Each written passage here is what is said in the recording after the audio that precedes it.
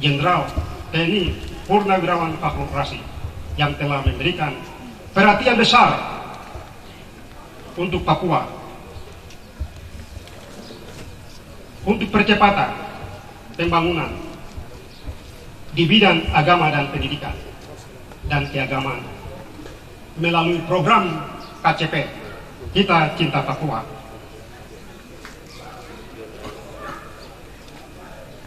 Dan harapan kami melalui program ini, Bapak Menteri Agama yang kami hormati memperhatikan kami di STKPN seperti apa yang baru saja sudah disampaikan di Hotel Swiss Bell, bahwa STKPN Sentani akan berubah status melalui program KCP dan juga afirmasi menjadi AKN. Karena Bapak Menteri yang kami hormati, STKPN Sentani apabila Bapak memberikan dia menjadi AKN, maka melalui lembaga ini dan ke depan, walaupun program ini akan berakhir ketika ada kepemimpinan baru, tetapi ia akan terus bersinar. Dan semua mahasiswa yang ada di Papua, dari Sabang sampai Merauke, dari Miangas sampai Rote, akan ada di lembaga ini, sehingga nama Bapak tetap tersohor di bumi Cendrawasih melalui lembaga STKPN. Dan itulah harapan kami, bahwa Bapak datang membawa berita sukacita dari surga buat kami. Dan doa kami, Tuhan yang menjadikan langit dan bumi, laut dan segala isinya, memberkati Bapak dalam kepemimpinan ini bersama keluarga dan jajaran Bapak ini sampai selamanya.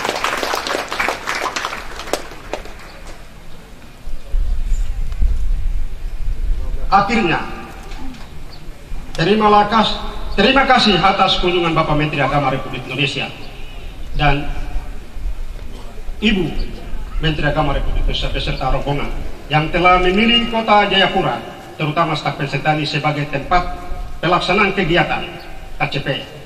Semoga Tuhan Yang Maha Kuasa senantiasa memberkati hidup kita serta seluruh rencana kerja kita, mulai sekarang sampai selama-lamanya. Kurang dari dan lebihnya kami mohon maaf atas perhatiannya. Kami menyampaikan banyak terima kasih. Wassalamualaikum warahmatullahi wabarakatuh. Salam sejahtera bagi kita sekalian. Om Santi Santi Santi Hom. Sadu Sadu Sadu.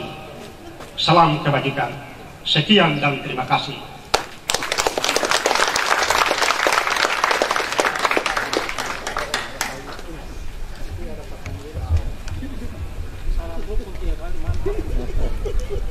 Kalinya itu rukun itu. Terima kasih. Pak Ketua, rukunnya 3 kali. Oh iya. Terima kasih kami sampaikan kepada Bapak Dr. Freddy Kuarwer selaku Ketua STKPN Burere Sentani yang telah menyapa dengan sukacita. Bapak Ibu hadirin yang kami hormati, selanjutnya kita akan mengikuti bersama penyampaian General Stadium oleh Menteri Agama Republik Indonesia. Untuk itu, dalam kasih Tuhan kepada Bapak Jenderal TNI Purnawirawan Fakhrul Razi, waktu kami sediakan.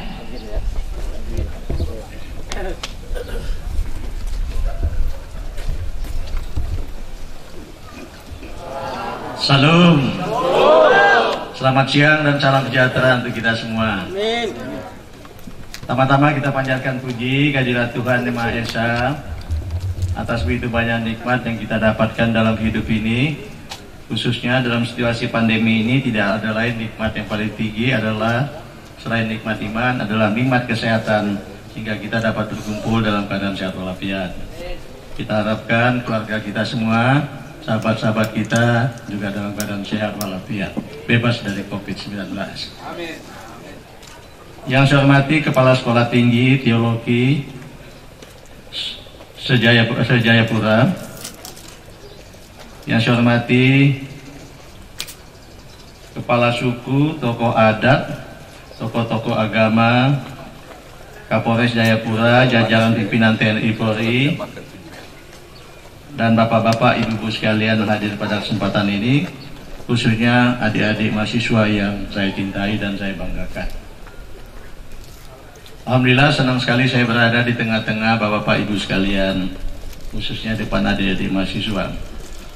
Tadi saya mendengar lagu-lagunya luar biasa, ada kandungan-kandungan pujian ke Tuhan, tapi yang jelas saya tangkap suaranya sangat-sangat indah, luar biasa. Tapi tadi ada yang bisikan ke saya, ya memang hampir tiap hari nyanyi terus Pak. Nah maksudnya ya memang kalau kita mendengar seperti itu, hati kita juga terbawa sejuk dan tenang begitu. Adik-adik sekalian, tadi di acara yang lalu saya buat pantun. Kalau nggak saya baca kok saya nggak enak gitu ya. Dan kalau pantun baik nggak baik ya tolong tepuk tangan aja lah supaya nyampaikan senang. Bukan batang sembarang batang, batang bersemi buah matoa. Kami datang bukan sembarang datang, datang karena kami cinta Papua.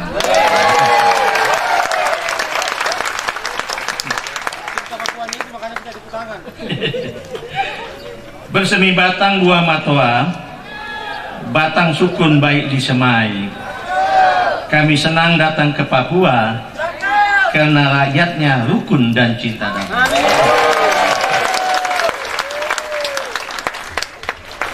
Dan tadi pagi di pesawat telah dibuktikan, saya dan istri saya duduk di barisan depan kiri, sebelah kanan pojok sana ada satu teman Papua yang saya tidak kenal, sama-sama tidak kenal.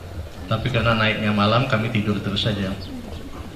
Pagi-pagi bangun mau mendarat kelihatannya sangar banget ini tampangnya gitu ya. Itu saya bilang, itu orang Papua sangar banget Pak. Iya, tapi hatinya lembut. Itu saya nggak percaya. Begitu mau turun saya silakan teman Papua itu, Pak silakan Bapak turun duluan Pak. Ah tidak Bapak, Bapak saja duluan. Itu saya bilang Pak sopan sekali ya. Terus saya bilang Bapak tuan rumah, Bapak duluan. Saya Bapak tamu Pak, Bapak yang lebih duluan. Jadi silakan Bapak. Itu saya bilang betul Papa bilang betul-betul damai, jujur dan lembut hati meskipun tampannya agak sangat. Bapak-bapak dan adik-adik sekalian, rombongan kami sebetulnya banyak sekali. Kalau kita bilang mau ke Papua, pasti rebutan banyak yang mau ikut. Macam-macam ada yang ingin melihat Papua, keindahan Papua, kedamaian Papua. Ada juga yang nostalgia. Itu pun tadi kalau nggak salah saya hitung ada bangsa 28 orang rombongan saya itu. Itu pun banyak yang bisa nggak ikut terbang karena pesawatnya nggak cukup. Jadi tadi pagi jam 10 mereka tahu bahwa nggak bisa karena nggak ada seat pesawat, mereka kecewa. Tapi saya bilang lain kali saya bawalah ke Papua. Jadi di antara yang 28 juga itu dengan senang hati sampai Papua dengan macam-macam tujuan. Yang paling utama merasakan tentang betapa Papua itu salah satu tanah impian bagi semua orang gitu ya. Kali ini kami datang dengan sebuah tujuan, yaitu keinginan Kementerian Agama untuk membangun pendidikan keagamaan, pendidikan umum melalui sekolah keagamaan di Papua. Kami namakan program itu Kita Cinta Papua. Kenapa tiba-tiba begitu? Tidak tiba-tiba juga. Kan selalu kita punya program, kita evaluasi di mana lebih manfaat, dan kami memandang saat ini lebih manfaat kalau kami fokus, atau bukan fokus lah, memberikan prioritas kepada pembinaan pendidikan dan keagamaan di Papua. Untuk itu kami tidak main-main, kami segera mengambil langkah-langkah konkret, dan tadi pagi kami sudah launching Kita Cinta Papua dengan programnya yang sangat banyak dan betul-betul efektif. Dan mohon maaf kalau saya katakan kami menyisihkan dana untuk tahap pertama ini sebesar 65 miliar rupiah. Antara lain untuk memberangkatkan atau memberi beasiswa kepada 253 anak Papua di 6 kota besar di Indonesia. Salah satunya ditambah dengan satu sekolah tinggi di Papua, yaitu di sekolah di STA KPN Sentani ini. Ya. Jadi tidak berkenan Bapak-bapak dan Ibu-ibu di sini, juga teman-teman mahasiswa, kami berikan tambahan mahasiswa-mahasiswi, kalau tidak salah sejumlah 50-an untuk bersekolah di sini, dan kami berikan beasiswa. Kami mohon bisa dibimbing dengan baik. Mungkin mereka ada yang kena maklum, mungkin ada yang dari pelosok-pelosok, kemampuan akademiknya awalnya tidak memenuhi atau kurang memenuhi. Kewajiban kita bersama untuk membimbingnya jadi anak yang pandai setara dengan adik-adik yang ada di sini semua. Kami punya program paling tidak mereka tamat S1, dan kalau mereka baik ingin melanjutkan sekolah, kami dengan senang hati akan berpikirkan pelanjutan sekolahnya. Apalagi kalau sekolah ke luar negeri, kami punya program 5.000 doktor, dan insya Allah siapapun bisa menggunakan itu asal betul-betul memenuhi syarat yang diinginkan. Kami pesan kepada adik-adik itu, program ini akan berlanjut. Kalian betul-betul belajar yang baik. Jangan sampai nanti tahun depan ada adik-adik kalian yang menyusul, ternyata kalian belum naik tingkat, adik-adik sudah menyusulkan, kalian malu. Supaya jangan malu, belajar dengan giat. Semoga kalian nanti menjadi manusia yang lebih baik lagi ke depan, untuk menjadi pemimpin bangsa ini, memimpin Papua untuk menjadi lebih maju lagi. Terima kasih.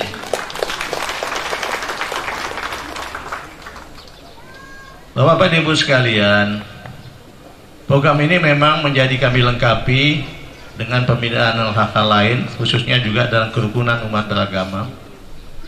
Jadi kami juga akan membangun, atau kami bersama membangun, yang kami namakan Jembatan Kesetiakawanan Aceh Papua. Oleh sebab itu, tadi pada saat acara tadi, tidak kami datangkan teman-teman dari Aceh, pimpinan-pimpinan FKUB Aceh, kanwil-kanwil Aceh, dan beberapa tokoh Aceh untuk membangun Jembatan Kesetiakawanan Aceh Papua. Kami harapkan kalau suatu waktu ada orang yang mohon maaf menyinggung-jinggung martabat orang Papua, maka yang pertama teriak adalah orang Aceh.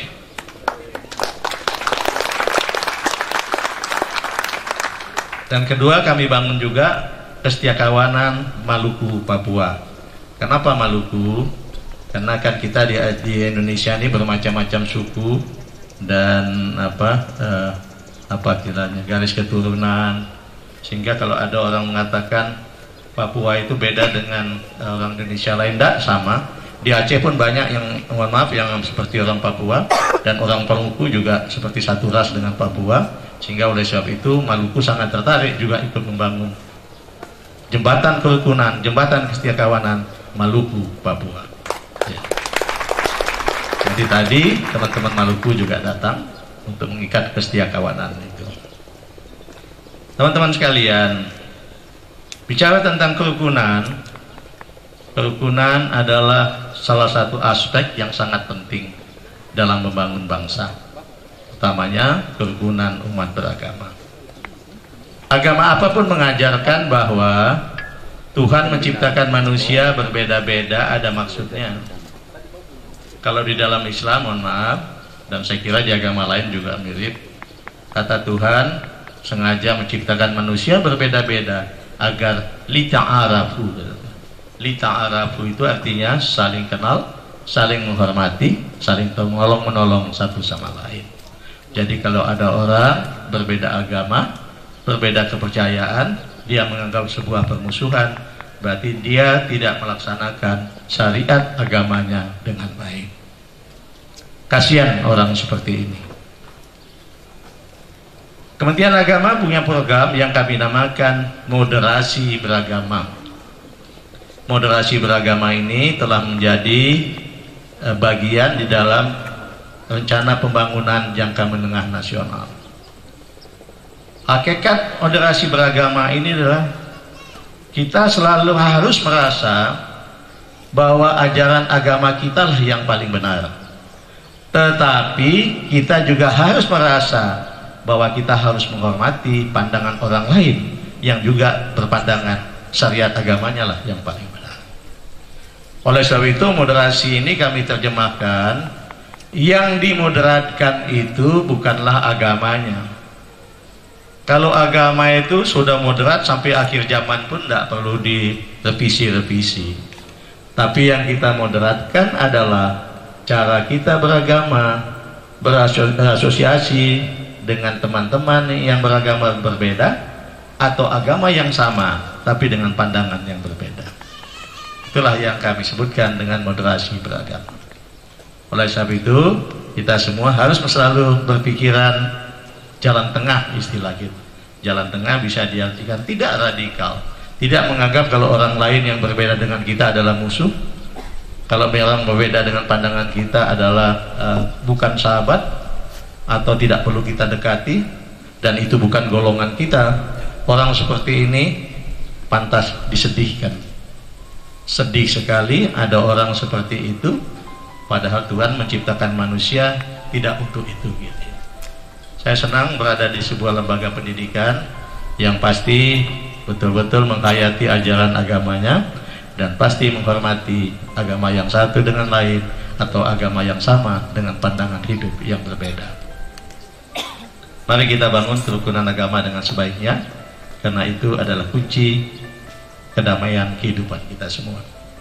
Saya tadi dengan bangga telah ikut meletakkan batu pertama pembangunan monumen kerukunan beragama, dan saya yakin dengan monumen itu bukan sekedar simbol, tapi lebih menguatkan keyakinan kita bahwa kerukunan agama sangat penting, dan Jayapura atau STA-KPN ini harus menjadi garda terdepan dalam membangun kerukunan agama.